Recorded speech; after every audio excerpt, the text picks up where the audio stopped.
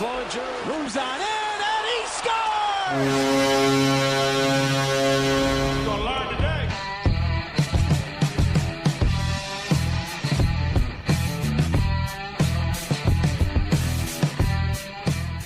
Good evening, good afternoon, good morning, ladies and gentlemen.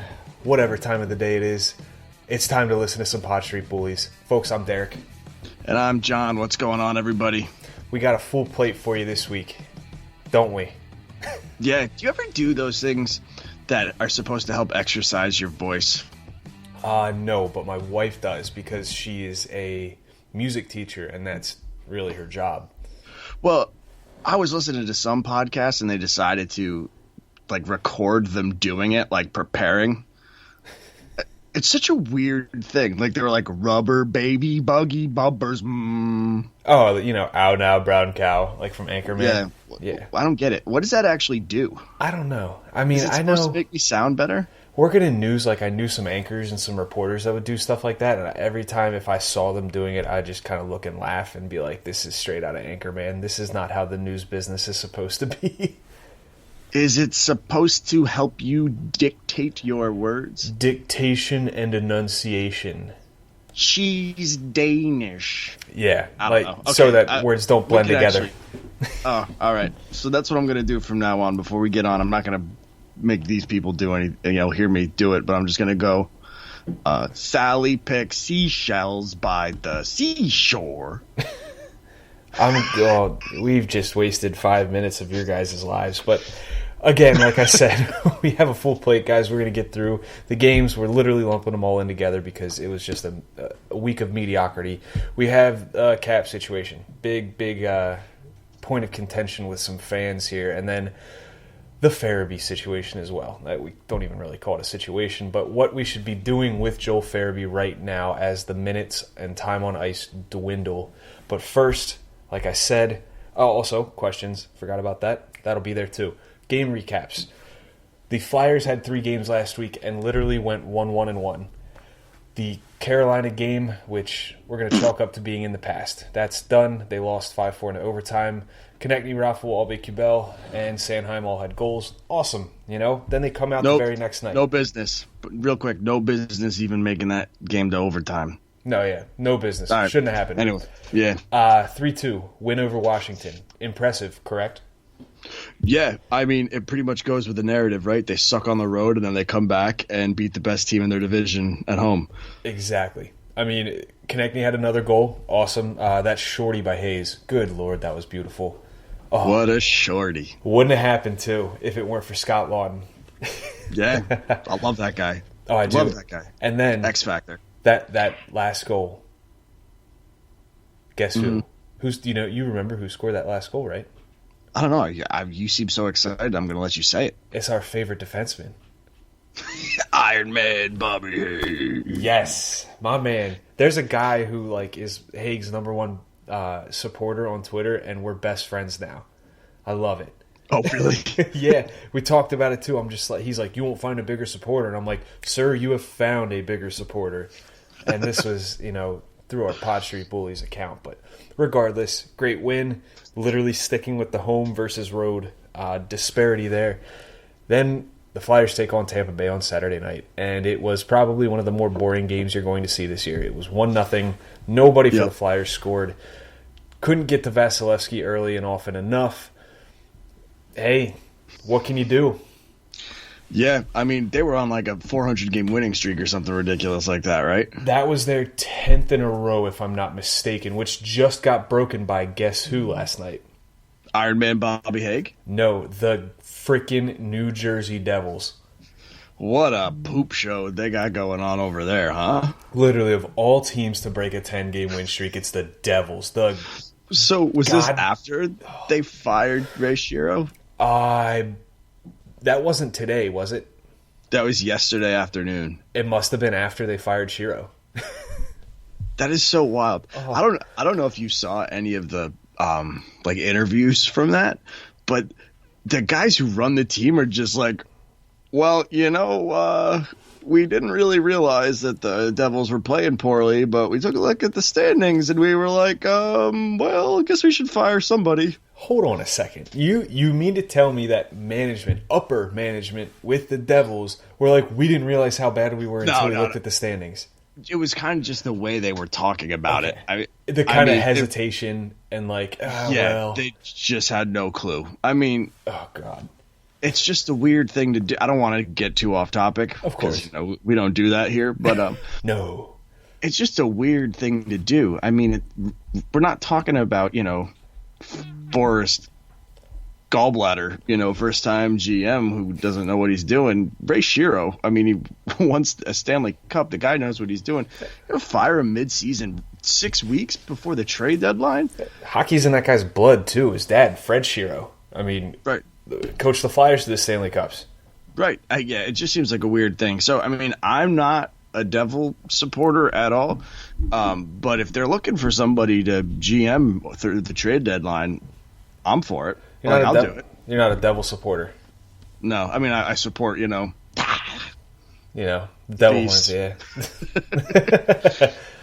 Well, yeah. Hey, they had such a great offseason. Can't believe it. That's the next banner that's getting raised. We won the offseason. Screw Greg Wyshynski, by the way.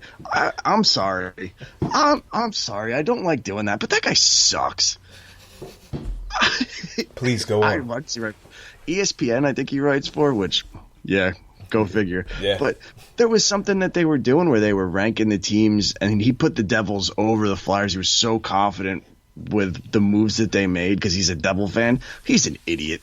Oh, those really are the worst. Aggravates me. I don't know what it is about him, but he's like the walking, talking TMZ of hockey, and it really bugs the crap out of me. I'm just going to let you roll with this, man. This is your episode tonight. Prick. This is your episode tonight. You talk. Just go for it. But I haven't said anything barely about the Flyers.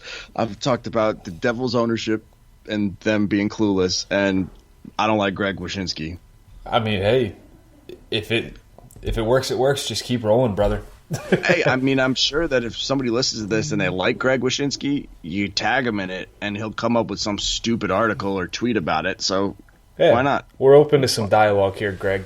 But if we're going to stray away from the games here and get to our first segment of the night, we want to talk about this cap situation. Something that in the past, we've had plenty of it, and it's been nice because, if we needed to go out and get somebody high-end, we could, but we never did because we weren't ready to take that next step. But guess what, folks? We've taken that next step, and where that next step has landed us is cap purgatory again. The Flyers have around $54,000 to spend, and it's not good. Now, obviously, there have been some circumstances that really unforeseen. No one expected this Nolan Patrick situation. No one expected this Oscar Lindblom situation. You could argue that we saw what was going to happen with the writing on the wall and Sam Morin getting injured again. That's here and there, but at the same rate, it doesn't negate the fact that now Justin Braun is out and he's not on long-term injured reserve. We get no cap relief. Gostisbehere, same thing, out. And Braun's only gone until after the All-Star break. Gostisbehere is going to be back by the end of the month, if not the beginning of February. Still nothing. When every game means something. Yeah, when every game means something. And the fact that we're still kind of in the search for a 4, maybe 3C, $54K is not cutting it, man. Like, we need some extra cash to play with, and we need to figure out where we're going to get that. Right. I mean, the bind that it puts not just the Flyers, but the entire organization as a whole, it's not good. And you've been on record saying, Lehigh Valley doesn't matter much to you, at least. But that's not what I said. I should say you care more about the prospects developing. About development. Yes, I don't care about the wins and losses. Exactly. Now, two different things, my friend. You're right. You got to let me snowball and get to, what you actually meant for a second. It's like that episode of South Park where it's like the guy just says 7 random words in a row, but they end up leading to what he meant to say in the first place, But all right, I'll shut up now. You go ahead. And just a quick point. what this does right now, the bind that the Flyers are in puts Lehigh Valley in a bind because, one, they're taking people from the Phantoms. That's their main source of, players. Right. Call this guy up to fill a hole that is left by that guy. What that does in turn is put Lehigh Valley in a bind. Now they only have 6 defensemen. And, you're going to call up a guy. They just called up a guy. They just called up a guy from Reading. DeHaas, probably. I think they had who was it? I can't remember his name. And that's exactly my point. They're putting even more strain now on the Royals because it's just a never ending. It's like a trickle up theory, Right? Yeah, no, it's a crappy spot to be in. I mean, everybody wants to go to the Stewart thing, and I don't think we'd have enough money even if we didn't sign Stewart. Right? I mean, no. What are you supposed to do? You'd have maybe $800,000, and that's something. It's much better. Okay, $854K. I mean, so that would probably bring up somebody from Lehigh Valley. Yeah, you'd get an extra guy. But where's the answer to your problem right now in Lehigh Valley? Who are you going to call up from Lehigh Valley, too? Curtis Gabriel? You think, come on. Curtis Gabriel's not an NHL impact guy. Fourth line. He's also not a defenseman. Are we talking about defenseman? You're right, defenseman-wise. I mean, we don't have anybody. You're going to call up TJ Brennan? I don't know if that's going to work. You're going to call up, who else is left? The career AHLers. Yeah, and there's nothing wrong with that. But No, there's nothing wrong with being a career AHLer. There's something wrong with using all your cap space on a bunch of career AHLers. Exactly. The Wotherspoons, the Bigras, they signed all these guys in the offseason. Nate Prosser, we didn't need Nate Prosser. We could have gotten somebody better. Right. It just perplexes me. And, I even explored this option where you think about it. They could sign a guy to an ELC if they wanted to. If they really wanted to, they could take a Wyatt Wiley, a Wyatt Kalynuk. They could sign them mid-season. Am I wrong here? I don't know. I think you are wrong. Okay, well, for the sake of argument here, I don't know. I suck at this part of the thing. I like to watch how they play. I don't do well with the math stuff. They might have to wait till the end of that prospect's season. I'm pretty sure that's the case, especially in college. Okay, yeah, college especially, yeah. No, that's not true. No. Actually. Okay. It might be with junior. Once you're sent down, you can't be. I think that's the case with junior. But I do know, because of another team, Shane Pinto. If you watch any of the World Juniors, that name sounds familiar. He was line mates with Bobby Brink. Yep. Plays for North Dakota. Yep. Playing really well. I know that Peter Dorian, is his first name Peter, in Ottawa? Pierre. Was going... Pierre Dorian. Same, that's the American Pierre.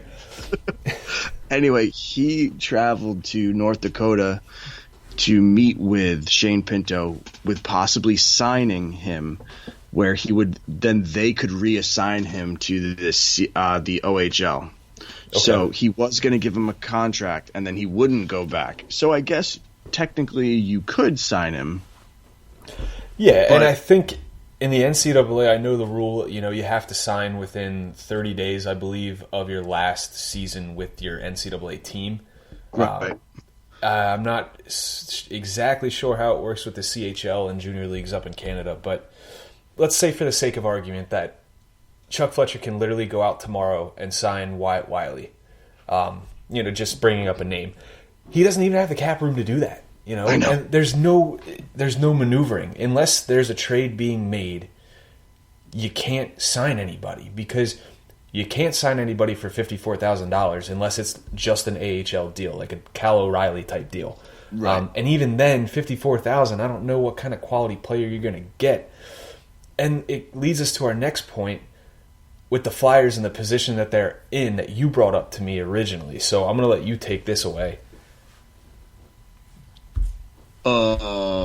What? The Flyers being in a position to trade the picks and prospects. John, you're killing me here, pal. I don't know. I'm not the one who reads the document while we're talking here. You're right. I'm sorry. No, I typed this up, and I'm just expecting you to know this stuff because you're it's right. the show that we do every week. Yeah. No, I could pull my own weight. But why? Yeah, well, I Why do decided that? to get ACL surgery, so I'm home born out of my mind right now. So, Listen, I didn't know if we were switching gears, and I was kind of confused by switching gears so early. So, yeah, I mean, we have the prospects and the picks to make a trade. That's where we're going with this? Yeah, that's what you want me to do? Yes. Okay, great. So, yes, we have the prospects and the picks to make a trade, but herein lies the problem. We can't bring on any more salary.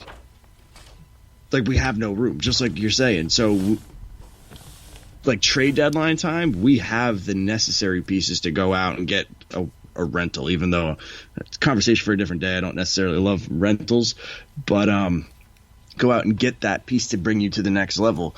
But the problem is we have no cap room to fit them. So then you run into the issue of, well, now you've got to trade one of your contracts, which then makes you more of a seller. Because say you, I mean, for some reason can trade Jake Voracek, right? Yes, that removes cap space. But are you making this team better right now by eliminating Jake Voracek? It depends on what you get back, but typically no. But most likely not. Yeah. I mean, typically you overpay for something around the trade deadline, so you're most likely not going to get back, equal or better value. Exactly. So yeah, it's a problem. I mean, I don't even know what else to say. Like, they can't be buyers at the deadline. They really can't be sellers because typically you're going for rentals at the trade deadline, and they don't really have quality rentals. Yeah. They're stuck, and we kind of are in the same place we've been. Yeah. Now, I will bring this up. I don't know if you've seen this article, but on the fourth period, there's an article about the Ducks being willing to take on some cap room. Now, it says right now they only have $2.175 million in cap, but if they decided to put Ryan Kessler on long-term injured reserve, that would save them $6.875 million. Patrick Eves as well would add an additional $3.15 to their I saw salary this. cap. That's $10.025. So they'd have $12 million in cap room. They could take on a contract like a Voracek, like a Van Riemsdyk, but in return they're asking for a solid prospect as well. I mean, it's an option.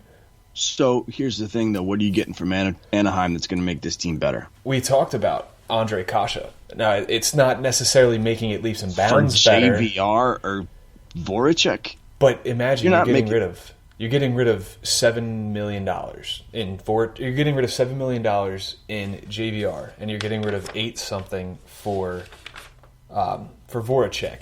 Kasha, and if I'm not mistaken, I had this written down for one of the episodes we did a week or so ago.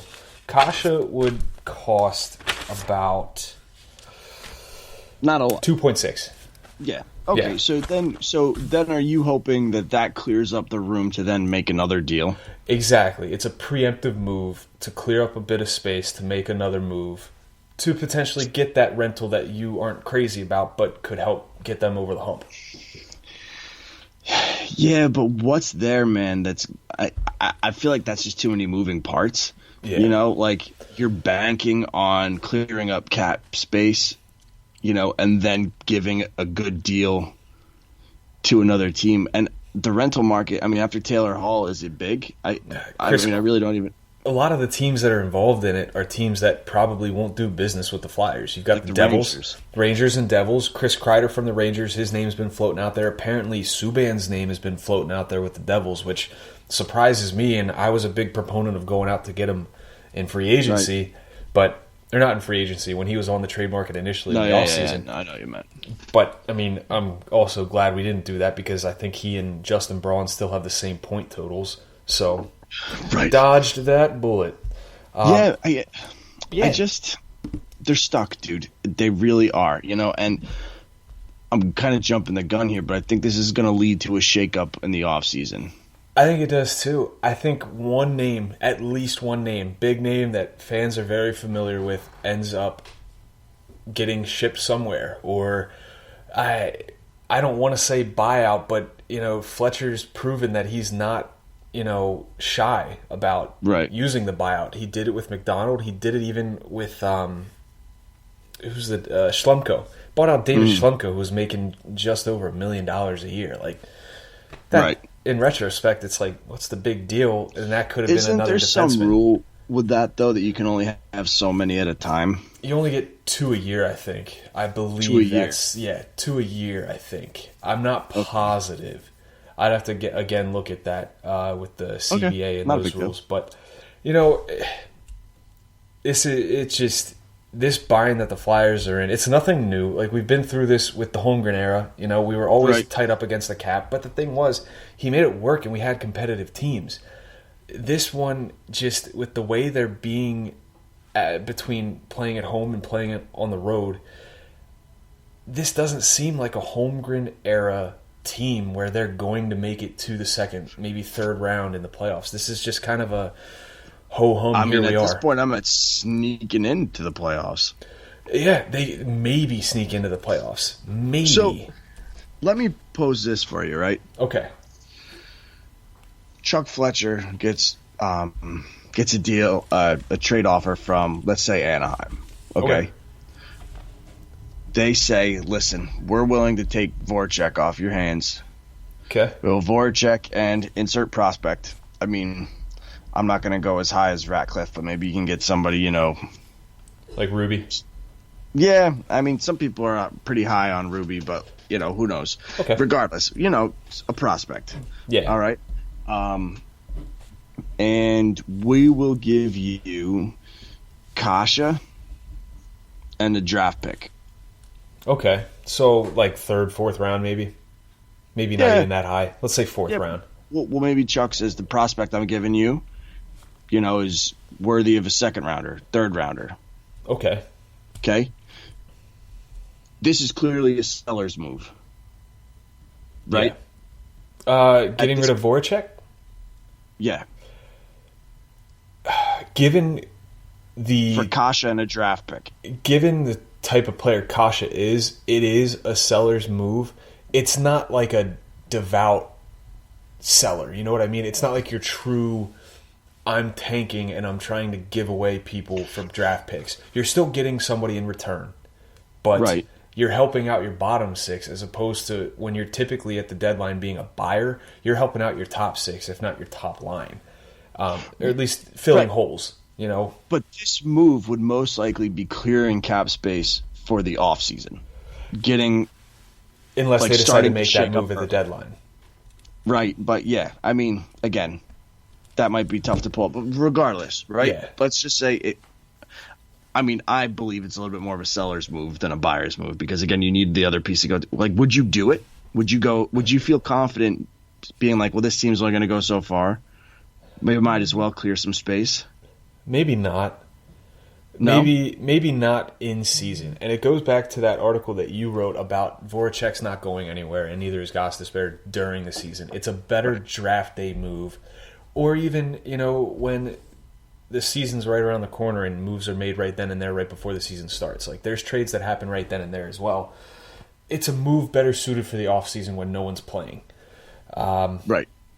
Voracek's contract's going to be tough to sell a team on, given his production. Everybody, he's a playmaker first and foremost, but man, the numbers just aren't there this year, and people are growing more and more frustrated, but it's amplified by the fact that another contract like JVR's is not being lived up to by himself. Right. So you've got two big contracts that's $15 million right there that is not producing the way $15 million should. Yeah. Yeah. Yeah. I mean, what more is there to say? Aside from not much. Now, we're stuck. Exactly. And to cap this off, this is more of like a personal message from me. There's a big crowd out there on Flyers Twitter specifically. There's no awards for having the most cap space. Guess what, guys? You all can suck it, because this is why teams keep cap space, for emergencies. This is somewhat of an emergency. We didn't foresee it happening, but you know what? Wouldn't you like to have $2 million in the bank right now, as opposed to $54,000? I mean, oh, for sure, man. I'd take $54K in my account right now. Don't get me wrong. You're going to give me the option between that and $2 million. I'm taking the $2 million. So that whole crowd, like, I get it and I understand it. You want to spend, you've got to spend to win. But come on, guys. You know, you're going to die on that hill still? You guys are idiots at this point because you sound stupid. Oh, boy. Yeah. But this also leads into our next segment where we're going to talk about Joel Farabee. The cap situation has done no favors. And now we look at the fact that we have a skilled winger like Joel Farabee who is being slid down to the bottom line, the fourth line. Yeah. He was on the first line for bits and pieces here and there, then the second, then the third, and he's just been juggled around in that bottom six for the past maybe month and a half. It's been so frustrating to watch, and based off of what you've always said when we discuss this, when you've got a guy like this, you don't want him playing minutes on a line that he doesn't belong on. You know, Farabee's skill set is not meant for the fourth line. That's the energy line. That's the checkers, the chippers, the grinders. For sure. Farabee's proven that he can hang with them, but that's not him. Right.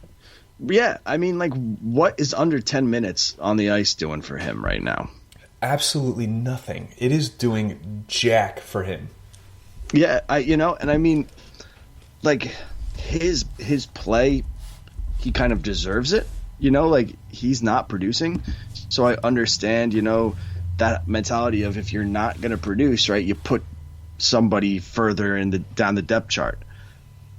But the problem is we're dealing with a 19-year-old who has not obviously reached his potential, is still developing. Mm-hmm. Instead of putting him on the fourth line, to me at least, and you can completely disagree with me, the answer for me is you send him down. Yeah, no, my piece today touched on it. That's the best move, and you're not going to get a guy who's playing 9 minutes producing like he would if he's playing 16 or 17, Right. He's gone from playing 16 and a half minutes against San Jose at the beginning of their road trip in December all the way down to 9:49 against Washington, 9:59 against Tampa Bay. He's playing 10 minutes a night, and that's not the type of minutes you want him to be playing at the NHL level. Right. It's not benefiting either side here. It's not benefiting Farabee. It's not benefiting the Flyers. I'm pretty sure you could bring somebody else up who would be willing. I mean, who could also do what he's doing. 100%. And the guy that always comes to mind for me when talking about this is Andreoff. Mm-hmm. He's not going to be, he had 60 points with Syracuse last year, 60-something, I believe, 50 or 60, give or take. You're not going to get that type of production out of him at the NHL level, but he's also that high-energy type of guy that's going to lay down the hits. He's going to grind it out. He's going to be tough along the boards. He plays a fourth-line role to a T, and that's what you want. That's exactly what you want out of a player who's playing on your fourth line. Yeah. Yeah, and, his ceiling, what it is. I mean, he's been in this league for quite some time. There is no need to develop down in the AHL. If he's going to do what Farabee's doing, then you swap them because, you're not losing anything. Yeah. Now, Farabee, go ahead. So Farabee hasn't reached his ceiling yet. We know that. He's barely scratching it. Right. I mean, and people go, oh, well, there's more offensive potential with Farabee. There's a chance that he will produce more. You're right, there is, but he's not doing it. So maybe put him in Lehigh Valley, let him regain some confidence, and then recall him. Yeah, and he's not going to produce the way that these guys think he's going to produce when he's only getting 9 to 10 minutes a night, Exactly. And the roles that he's in. He might be on the power play, it's on the second unit. He might be playing PK, but those minutes sure as hell don't show it, And it needs to be a long-term approach with him. It does. You need to realize that, this is not about this year. It's about the future with Farabee. And let's be real. I mean, this team is not built to go far in the playoffs right now with all the injuries that it has had to deal with. So, yeah, to me, you have to send him down at this point. I don't understand. I'm sorry, I know you're going to say something. I don't understand why you send down Frost and now continue to let this happen, and we're keeping him around. This is exactly what's happened with Frost. He comes up, And it's that flash in the pan where the first couple games, doing phenomenal. You know, you couldn't envision it to be any better. But you get to this point in the season, and Farabee has no points in his last 8 games. He hasn't scored a goal in 14 games. You know, he went from playing 19 minutes in the November game against Montreal to, like I said, just under 10 minutes against Tampa the other night. It's just not ideal at all. And he's going to gain so much more from top line or top 6 minutes with the Phantoms than he ever would in 9 to 10 minutes on the fourth line at the Flyers. Right. Yeah. Yeah. I mean, I don't really know what else to say about this. Like, when a player isn't performing the way that they should, especially at such a young age, relegating them to the fourth line when they are clearly not a fourth line player is not the right move. You're absolutely right. And, you know, to be kind of, I guess, specific and be kind of like, you know, pinpoint something, the Flyers could, or they aren't saving any cap room. Who am I kidding? You know, there's no two-way contracts here. But, you know, Farabee's making $200,000 more than Andrioff. If it were the case and, you know, Farabee had a two-way contract, they'd be able to save some money on that. But that's not the case. Forget I even said it. Yeah. Yeah. But, you know, and I keep getting these updates. The Flyers are playing Boston right now. It's 3-1. Pasternak just scored. Nice. 36 goals on the year. Yeah, it'd be nice to have, huh? How nice would it be to have a goal scorer like that? Yeah. Yeah. Well, we like guys who pass the puck. Man, the damn buzzes. Holy moly. Well, that buzz was good because Sanheim just scored and it's 3-2. You're killing me with the buzzes. Look, I'm sorry. I got to follow the games. Well, it's like hanging out next to, what's her name? Riley Reid's nightstand. That's cute. But no, I want to dive into this a little bit with you too. We only really had 2 planned segments here, but I want to get your take. We've got, let's see, 1, 2, 3, 4, 5, 6 guys who have over 10 goals this year. Yep. Travis Konechny leads the way with 14. Giroux and Hayes both have 13. Couturier and Van Riemsdyk have 12. Then Lindblom has 11. The next closest is Provorov with 9, Voracek with 8, and then it drops off to 5 with Niskanen and so on. That was Pasternak's 36th goal of the year. Mm-hmm. Now, obviously I understand how unrealistic it is to think that the Flyers could ever go out and get David Pastrnak. Right. But what would it take to get someone maybe even like him for the Flyers? A goal scorer like that? A goal scorer, maybe not necessarily of that caliber, but close. So you're talking about somebody right now probably has about 25, projected to have, upper 30s for the season. Is that what you're thinking? Let's say 25 to 30 goals right now. So right now I'm going to pull up the stats for the NHL. So right now in goals, we have the leaders Pastrnak, he's got 36. Austin Matthews with 31. Nathan McKinnon, Jack Eichel at 27. Ovechkin, McDavid, Draisaitl, Kane, Panarin, Aho. These are all guys that aren't leaving the teams that they're on right now. So that's understandable. I'm not going to say, let's go out and get Leon Draisaitl. Not happening.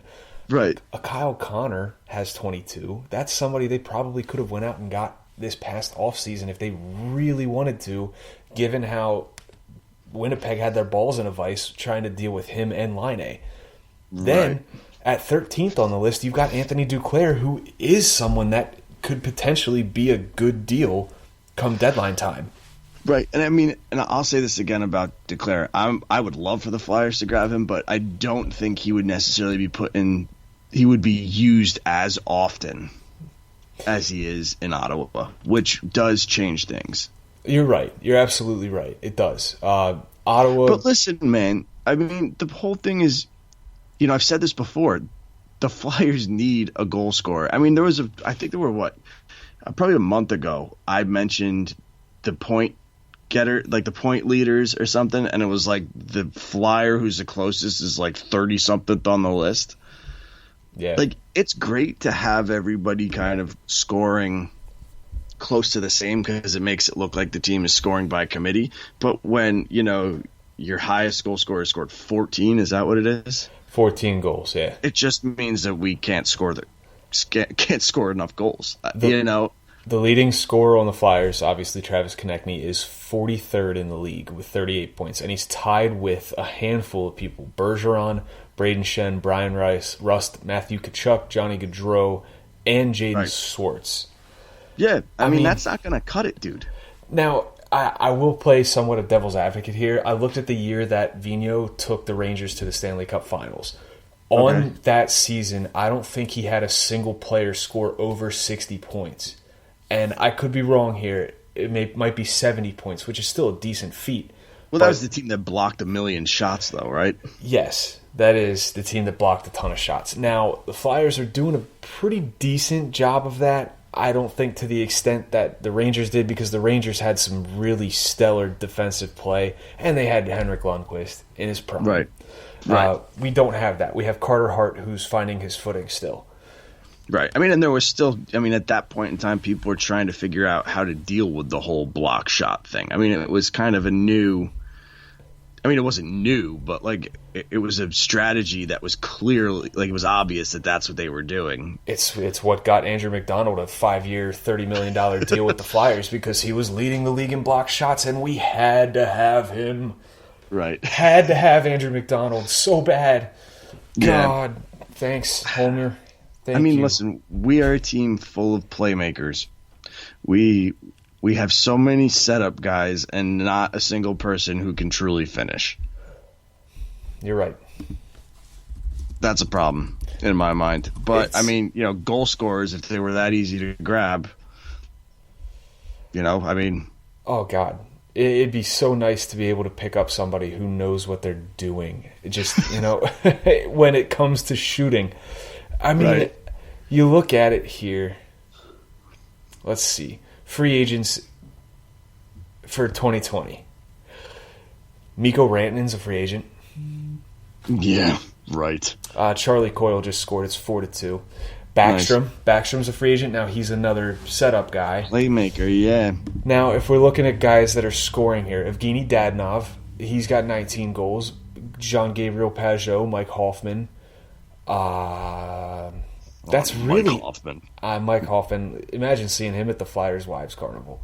I feel like I'm definitely not the only person that's ever made that joke. But Taylor Hall, 28 years old. He'll be a free agent at the end of the year. Another setup guy. guy. Cost like $12 million. Yeah, I mean, Taylor Hall's deal right now, he's making $6 million. He's getting a definite increase in pay there. Mikko Rantanen's going to be a free agent, but he's making $9.25 million like for this year. That's who is Mikko Rantanen. Yeah, he's making $9 million. He is. It's absurd. But this is, the free agent class doesn't look that deep when it comes to scoring forwards right now. Jean-Gabriel Pageau might be your best option because, Dadonov's 31. That, he's getting to the hill. He's on the other side of the hill, I should say. Pageau's 28, so he's got another year or two. Yeah, but dude, I'm not going to get all excited about Jean-Gabriel Pageau. I'm not going to be like, here we go, we got our goal scorer. No, you're absolutely right. I wouldn't either. Like, I don't blame you at all. These are just UFAs. Right. Now, if we go to all types, I'm on spot track right now. We're really spitballing right now. We are spitballing. We're going way off the script. You're right. But you know what? This needs... Good thing I don't read the script. All types of free agents here. Really nobody else pops up. Let's see. Let's go to goals here. Because you locked down the goal scorers, dude. Duclair. Oh, Zach Bogosian's available. Duclair. How now? Again, more of a setup guy, but his stats are kind of even. You could say. What? Matthew Barzell. He's not leaving the Islanders. They better lock him up. They're gonna lock him up. Tyler Bertuzzi, sorry. I'm like, maybe this is why we should have done our exercises. Rupe Hintz? Rupe Hintz, yeah. He's available. That's a fun name. RFA, but Are you just going to read me the entire cap friendly? I mean, no, right I'm just now, saying, you know, if Chuck's going to have to spend no matter what to get somebody who's going to with no money give us goals. Now, at the end of the year, we'll probably save a little bit because, let's be honest, we have to re-sign Patrick, we have to re-sign Lindblom. They're not going to command a ton given their recent performances. I hate to say it, but... Well, don't say it that way. Yeah. Don't say recent performances. Holy moly. Okay. Given the fact that they've both been out, right. Nolan Patrick, likely we will hear more on Tuesday. He probably won't play this year, from what I'm understanding. Lindblom isn't going to play for the rest of the year, and although he had a phenomenal first 25 games... They're going to cost less than we would have expected in the beginning of the season. Exactly. Based off the health So stuff. there's a few extra bucks that we might be able to spend. Right. And McDonald's not off the books yet, I don't think. I think Schlumko's still on the books for one more year. But, they'll find a way to get some money. And again, in the offseason, if they decide to deal a guy like JVR or Voracek and can find somebody that wants him, it's not out of the realm of possibility, I should say. For sure. Yeah. Okay. Well, if we're going to get finished here spitballing, we're going to get to the questions that we have. We just came up pretty short there. We went through those topics real quick.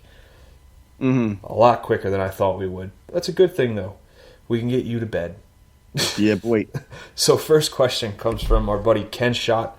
Ken asks, why isn't Andre DuPont in the Flyers Hall of Fame? I love these types of questions because your typical question is like, why aren't the Flyers scoring more? Why can't the power play be better? Things like that. And then you get something like this where it's like a legitimate well thought out question because I think DuPont's got a solid case for being in the Flyers Hall of Fame. Yeah, I mean, he was more of a defensive guy. I mean, also back then, defensemen weren't put up a ton of points to begin with. Mm-hmm. But 2-time Stanley Cup winner. Yeah. Great nickname. Oh, yeah, for sure. Yeah, you don't have to put your hands up like moose antlers. I get that. He was the first moose before Brian Elliott. And you look at it, he had a string of seasons from 72 to about 77, 78, right in the thick of things with the Stanley Cup runs, where he was putting up 20, 30 points a year for a defenseman, and that was good back then. 200 Look at that plus minus. Plus minus, that's unreal in this day and age. You'll never see a guy right now with a plus 302 in 810 games played for that. 244 points. You don't necessarily want to judge a defenseman by his point totals, but the guy averaged at least a minor a game, more than a minor a game. 1,986 penalty minutes. It's unreal. Yeah. If not for that, it's... Whew. I think when you look at the significance he has to this franchise, when he played, the role that he played, why not just make him a part of the Hall of Fame? I mean, there could be arguments, right, that other people produced more, but I think that his significance to the franchise and the history of this team, I think it'd be cool. But I don't really have an answer for why he's not. No, I don't know why. I don't know why either, but I can tell you that I think, at least with the Flyers Hall of Fame, it should be more about your contributions to the Flyers as opposed to, this guy scored 80 goals that one year. You're not going to get that with Andre DuPont, but, you got that physical presence on the blue line that wasn't afraid to get dirty and, take it to the other guys. So, again, we don't know, but we can only assume, we can only say that we think he should be in the Flyers Hall of Fame. Yep. Next one, we've got 3 questions in a row from Nicholas Hankins. Nicholas asks, first off, this is the time of year Fletcher typically makes a move. What position is his most likely target to add if he does? This is a good question because what were you saying? No, you keep going. Because to me, you should address the blue line, but you might also want to address center. And yeah, I mean, you could probably address winger too. Like I really don't know what the position he should most likely target is. I think we could use all of them. I think we could use the center position more than we could use the defenseman, because we're going to get healthy on the blue line again. Ghost will be back, Braun will be back. We'll be able to send Friedman back down, and then we have Haig as our seventh defenseman, who, he'll probably end up alternating with Myers for some reason, but whatever. And then you've got the fact that we're literally down two forwards who were figuring in to play a big role in this team at the beginning of the season. Patrick, Lindblom, obviously. Those guys were slated to play a decent role with the team, and we don't have that luxury anymore. So filling one of those holes instead of, continuing this carousel of Andrioff and Torinsky and Bunneman and Stewart, bring somebody in who's going to be a key cog and a consistent cog in this team. Right. Yeah. I mean, I'd like to address the center or a forward. Just a forward would be nice. If we're going to get a winger, I'd like a scoring winger. I know they're tough to come by, but yeah, if we could address forwards, I think that would be better than defensemen at this point. Yeah, forward I'm okay with, because Raffl apparently can play center. I'm not a huge fan of Raffl playing center, but hey, no, me neither. He's doing okay, I guess. So don't fix it if it ain't broke. Right. Then we get to Nicholas's second question. He goes, "We are around the halfway point of the season. How are you feeling about your season projections?" So this is what we projected at the beginning of the year? Yes. And if I remember correctly, you said they're not making the playoffs. No, that's not what I said. It isn't. What did you say? The beginning of the season, I think I said that they would make it to the second round. Okay. I believe that's the case. That it sounds familiar, because then I remember saying something along the lines of they'd be sneaking in to the playoffs, but I don't think I chalked them up to getting past the first round.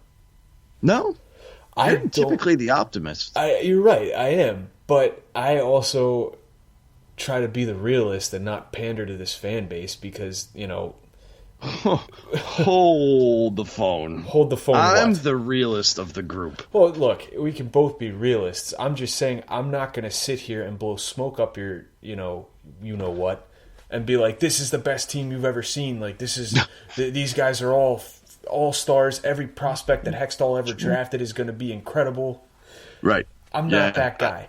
I know a few of them. Yeah, I can be your rah-rah, let's get hyped up and let's be excited, but I'm not going to sit here and tell you things that aren't true. Well, let me tell you something. They're not going to meet my projection. They're not going to make it to the second round of the playoffs. No. And if I did project them to squeak into the playoffs, I stand by that. I still think that they're going to just squeak in and not do anything when they get there. Yeah. Well, I guess that kind of leads us to his last question, yeah? Yes, and it leads us to Nicholas's last question, where he says, do the Flyers realistically make the playoffs? He also adds, I am rooting for yes, but don't let that bias your answer. LOL. So, we know your answer. Yes, we know my answer. I already gave it. Of course I'm rooting for them to make the playoffs, but no, I don't think they're going to. Yeah, and don't, we can be analysts, you want to call us analysts, we can be people who look at this objectively, but we can also be fans. As a fan, we all want this team to make the playoffs. Right. As somebody, you, go ahead. I really I don't see it happening. I think that we have so many issues to address and so many obstacles in our way. And right now, we're not in the playoff picture as of Monday night. We're recording this. Yes. Okay. I just think that the distance is going to get bigger. And I even look at a team like Columbus, who shouldn't be doing what they're doing right now. But with Tortorella, who knows? You give it a week and we're behind Columbus in the standings and they're pushing for a playoff spot. It starts to get nasty. I just don't see it. I don't have faith in this team making the playoffs right now. The inconsistent play is the biggest part that, to me, screams they're not ready. Right. And like I said, they may not be ready, but there's teams that aren't ready that have made the playoffs. They can find a way to squeak in on that last day like they've done before. But then they get rickrolled. You know, they just get it handed to them. Before this gets too out of hand, we're gonna wrap this up. Yes. So to finish off Nick's thing, no, if they sneak in, great. It's tough to see at this point for John, for me as well. But again, wrapping this up, folks. I'm going to give it away to John because John's going to tell you where you can find us, not just him, where you can find us and what we've got going on here at the Pod Street Bully compound. Yeah, so I guess I will plug our new Twitter account. It's Pod Street Prospects. It's Pod ST Prospects. Yeah, real creative, I know. It's pretty much it pretty much just informs you about the prospects in the Flyers system. I kind of take the lead on it, so that's kind of fun. During the week, you might not get too many tweets because most prospects don't play until the weekend. But, yeah, it'll be great. It is literally, this is something John's been, like, pushing at me for the past, month maybe? Maybe not a month, but, like, it's been a while, and you're like, let's do this. And this is, I mean, there's no brighter prospect mind that I know of than John here, so this is the guy you're going to want to be following for prospect updates. That's so sweet. Look, I'm not shedding a tear over it. I'm just saying, you're pretty good with this stuff, and these compliments are few and far between, so don't, get carried away here. But regardless, you can always find us at the Pod Street Bullies Twitter account, PodSTBullies, our new hashtag for the Bullies, because it just sounds cool and badass, so we're going to stick with it, use it. Talk about us. We'd love to hear what you have to say. Again, every week we'll be doing this show. We'll be doing a Pod Street Prospects show, usually Wednesday or Thursday nights, depending on when we do this show. But for now, folks, it is that time. I'm going to go catch the third period of this Bruins-Flyers game, and it's not looking good. Going to watch it anyway. But until the next time, as always, I'm Derek. Let's go Flyers. Bye now.